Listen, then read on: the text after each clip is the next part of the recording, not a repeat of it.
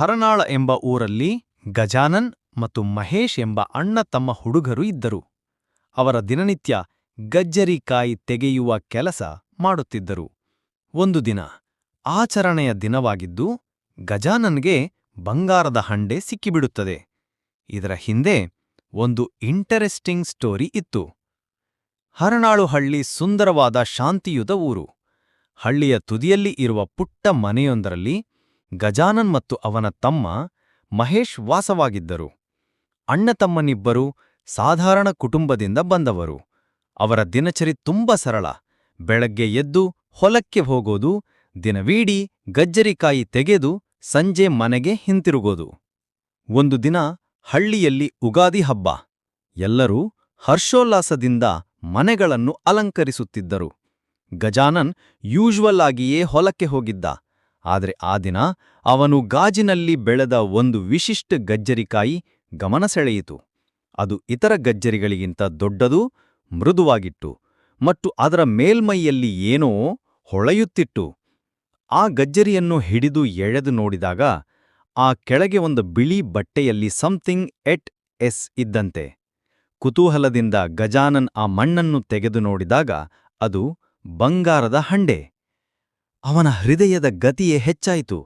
ಹಂಡೆಯೊಳಗೆ ಒಂದು ಪುರಾತನ ನಾಣ್ಯಗಳು, ಚಿನ್ನದ ಆಭರಣಗಳು ಮತ್ತು ಒಂದು ಲಿಖಿತ ಚೀಟಿ ಇದ್ದವು.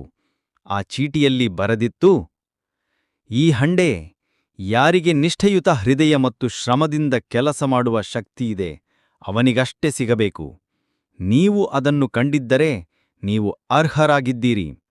ಇದರಿಂದ ಗಜಾನನ್ ಮತ್ತು ಮಹೇಶ್ ಜೀವನದಲ್ಲಿ ಬದಲಾವಣೆಗಳು ಬರುತ್ತವೆ. ಆದರೆ ಅವರ ನಿಷ್ಠೆ, ಸರಳತೆ ಮತ್ತು ಶ್ರಮವೇ ಅವರನ್ನು ಇನ್ನಷ್ಟು ಶ್ರೇಷ್ಠ ವ್ಯಕ್ತಿಗಳನ್ನಾಗಿ ಮಾಡುತ್ತವೆ. ಗಜಾನನ್ ಮನೆಯಿಗೆ ಹಂಡೆ ತೆಗೆದುಕೊಂಡು ಹೋಗಿದ್ದ. ಮಹೇಶ್ಗೂ ಸಹ ದಂಗಾಗಿಬಿಟ್ಟ. ಅವರು ತಕ್ಷಣವೇ ಹಳ್ಳಿಯ ಹಿರಿಯರಾದ ರಾಮಣ್ಣ ತಾತ ಅವರ ಮನೆಗೆ ಹೋದರು. ರಾಮಣ್ಣ ತಾತ ಹಳ್ಳಿಯ ಪುರಾತನ ಇತಿಹಾಸ ತಿಳಿದಿದ್ದು ಪುಸ್ತಕಗಳು ತುಂಬಿರುವ ಕೋಣೆಯಲ್ಲಿ ದಿನಾ ಕಳೆಯುವವರು.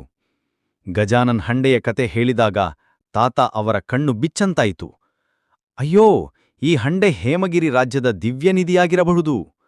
100 ವರ್ಷಗಳ ಹಿಂದೆ ದಸರಾ ಕಾಲದಲ್ಲಿ ಆ ರಾಜನ ಕೊನೆಯ ದಿನಗಳಲ್ಲಿ ಈ ಬಂಗಾರದ ಹಂಡೆ ಹಳ್ಳಿ ಹತ್ತಿರದ ಹೊಲಗಳಲ್ಲಿ ಮುಚ್ಚಿಡಲಾಗಿತ್ತು. ಇದನ್ನಾದರೂ ಹುಡುಕೋಕೆ ಅನೇಕ ಜನ ಪ್ರಯತ್ನಿಸಿದ್ದಾರೆ, ಆದರೆ ಯಾರಿಗೂ ಸಿಕ್ಕಿರಲಿಲ್ಲ. ಆ ಸಮಯದಲ್ಲಿ ಹಂಡೆಯ ವಿಚಾರವು ಹಳ್ಳಿಯಲ್ಲಿ ಹಬ್ಬಿತು. ಶೇಖರ್, ಸ್ಥಳೀಯ ರಾಜಕಾರಣಿ ಮತ್ತು ಪ್ರಭಾವಿ ವ್ಯಕ್ತಿ, ಈ ವಿಷಯ ಕೇಳಿದಾಗ ಅವನು ಆಸೆಪಟ್ಟುಬಿಟ್ಟ. ಅವನದು ದೋಸೆಗಿದ್ದಂತೆ ಚೆಲುವು, ಆದರೆ ನಿಜದಲ್ಲಿ ಅವನು ದೋಸೆಯ ಹಿಂದೆ ಬಂಡೆಯಷ್ಟಿದ್ದ. ಅವನ ದೃಷ್ಟಿ ಆ ಬಂಗಾರದ ಮೇಲಾಯಿತು. ಒಂದು ರಾತ್ರಿ ಗಜಾನನ್ ಮತ್ತು ಮಹೇಶ್ ಮನೆಗೆ ಬಲಿಷ್ಠ ಪುರುಷರು ನುಗ್ಗಿದರು. ಶೇಖರ್ನ ಮಾಣವರು ಹಂಡೆ ಕದ್ದಿದ್ದಾರೆ. ಆದರೆ ತಕ್ಷಣವೇ ಹಳ್ಳಿಯ ದೇವಾಲಯದ ಬಳಿ ಇದ್ದ ಪಟೇಲು, ತಾತ ಮತ್ತು ಕೆಲವು ಧೈರ್ಯವಂತ ಯುವಕರು ಅವರನ್ನು ಹತ್ತಿ ಹಿಡಿದರು. ಆ ಸಮಯದಲ್ಲಿ ಗಜಾನನ್ ಅವಸರದಲ್ಲಿ ಇನ್ನೊಂದು ಮೌಲ್ಯವಾದ ವಿಷಯವನ್ನು ತೋರಿದ್ದ. ಆ ಚೀಟಿಯ ಹಿಂದಿನ ಭಾಗ. ಅದರಲ್ಲಿ ನಕ್ಷೆ ಇದ್ದುದು. ಆದರೆ ಆ ನಕ್ಷೆ ಬಂಗಾರದ ಸ್ಥಳವಲ್ಲ, ಹಳೆಯ ರಾಜನ ಪ್ರಜೆಗಳಿಗಾಗಿ ಬರೆದ ಗೋಪ್ಯ ತತ್ವಪಾಠ. ಅಂದರೆ ಸಿಂಹಾಸನಕ್ಕಿಂತ ಶ್ರಮವಿಲ್ಲದ ಆಹಾರ ಉತ್ಕೃಷ್ಟ.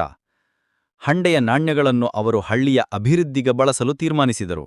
ಶಾಲೆ, ಗ್ರಂಥಾಲಯ, ಕುಡಿಯುವ ನೀರಿನ ಯೋಜನೆ. ಶೇಖರ್ ಬಂಧಿಸಲ್ಪಟ್ಟ. ಗಜಾನನ್ ಮತ್ತು ಮಹೇಶ್ ಹಳ್ಳಿಯ ಹೀರೋಗಳಾದರು. ಹೆಮ್ಮೆಯಾದ ಅಣ್ಣ ತಮ್ಮಂದಿರಾದರು.